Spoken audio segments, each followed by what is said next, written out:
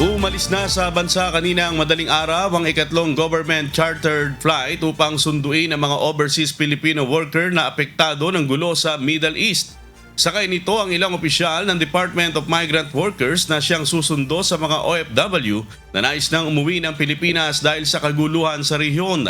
Inatasan ng mga ito ni Secretary Hans Leo Kakdak na siguraduhin ang ligtas at maayos na pag-uwi ng ating mga kababayan bilang bahagi ng tuloy-tuloy na repatriation efforts ng pamahalaan.